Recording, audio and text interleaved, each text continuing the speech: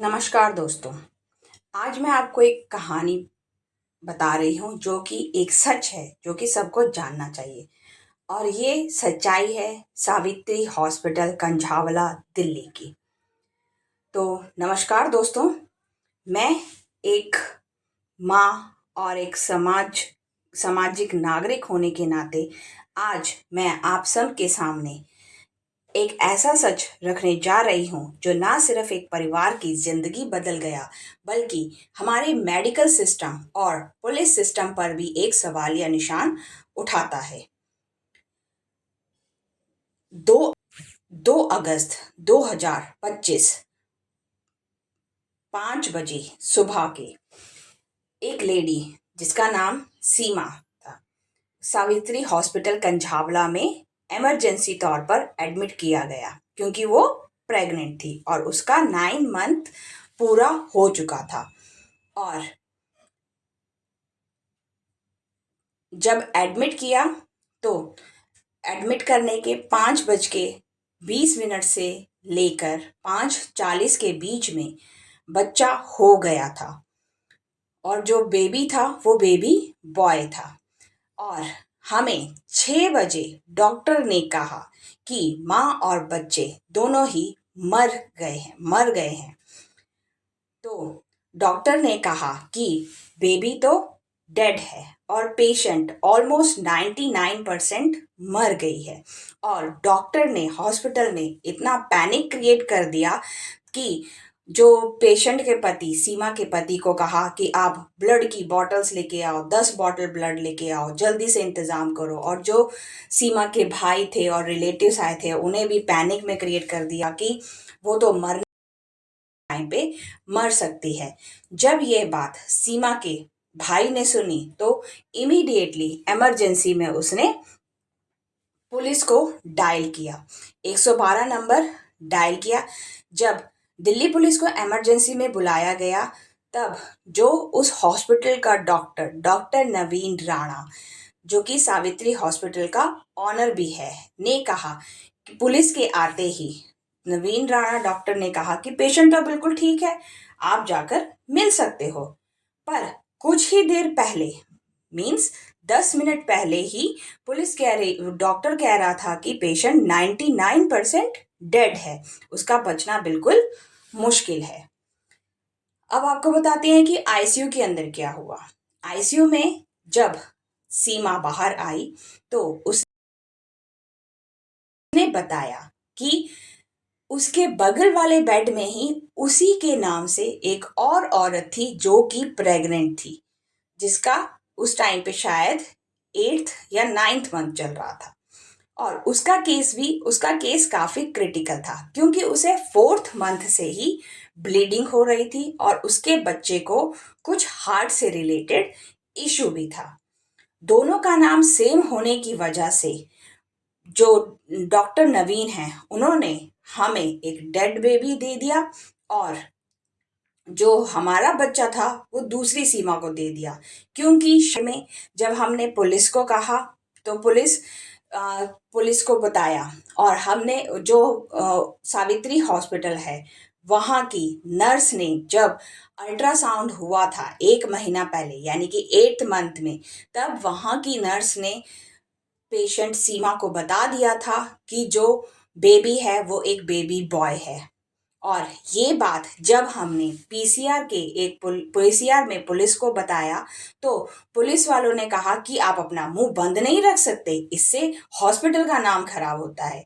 तो इससे हमें ये पता चला कि जो ये पुलिस वाले हैं ये भी इस हॉस्पिटल के साथ मिले हुए हैं।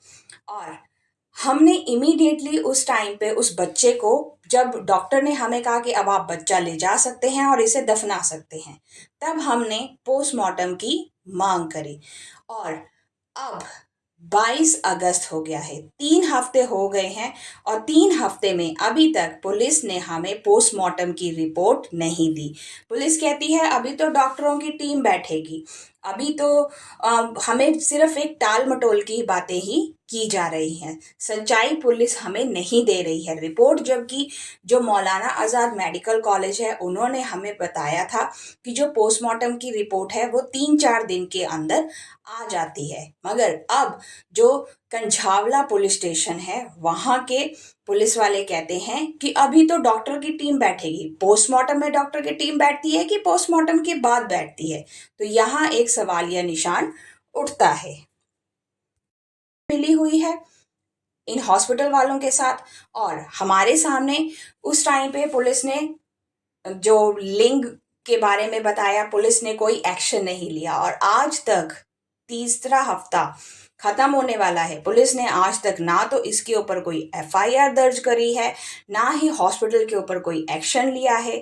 हमने पोस्टमार्टम के जांच की रिपोर्ट मांगी तो पुलिस ने हमें साफ मना कर दिया है कि अभी तो डॉक्टर की टीम बैठेगी, और अभी तक डीएनए भी नहीं दिया गया है हमें। मौलाना आज़ाद मेडिकल कॉलेज में डीएनए, हमने कहा कि हमें डीएनए भी करवाना है बच्चे का, तो पुलिस ने वहाँ पे जो दो कांस्टेबल थे, दो, एक कांस्टेबल था और एक एएसआई था, उसने कहा कि अभी तो मैं डीएनए टेस्ट नहीं हो सकता। आखिर क्यों नहीं हो सकता? यहाँ पे कई तरह के लूप होल्स हैं। तो इससे पता चलता है कि हॉस्पिटल और पुलिस ये दोनों ही मिले हुए हैं। तो यहाँ पे सवाल उठते हैं, क्या हॉस्पिटल ने गलत पेशेंट को डेड बेबी दे दिया? क्या पुलिस और हॉस्पिटल के बीच कोई समझौता हुआ था?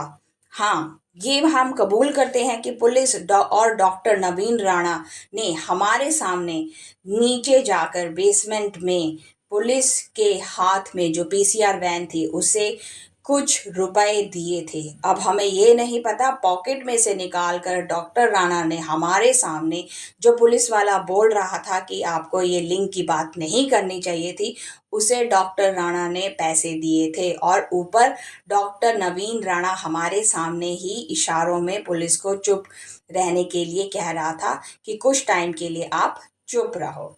दूसरी बात ये आती है कि अगर आईसीयू में कैमरे लगे थे, तो जब हमने कहा कि उन कैमरे की फुटेज दिखाई जाए जिस टाइम पे बेबी हुआ, तो पुलिस ने भी मना कर दिया और डॉक्टर ने भी मना कर दिया कि हम वो फुटेज नहीं दिखाएंगे।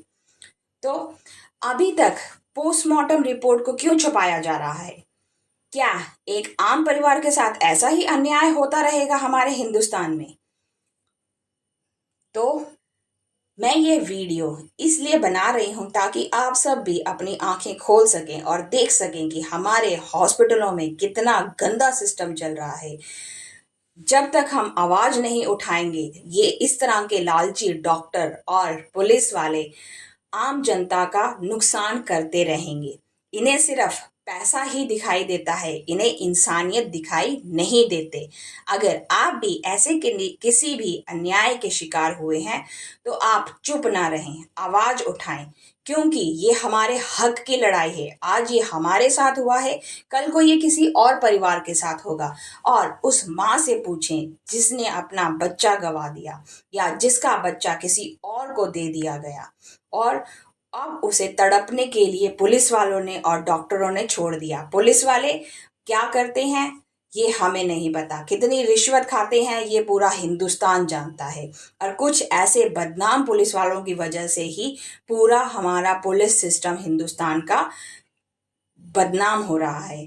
तो जब तक एक माँ के साथ अन्याय होता रहेगा तो हम पुलिस से न्याय की ही उम्मीद रखते हैं।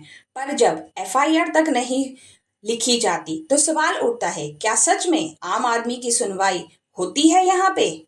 जी नहीं, बिल्कुल नहीं होती है। तो मेरा आप सब से अनुरोध है कि इस वीडियो को जितना हो सके उतना आप वायरल करें, और सावित्री हॉस्पिटल की तरह अगर कोई अन्य हॉस्पिटल भी ऐसा कुछ करता है तो उसके अगेंस्ट आवाज उठाएं।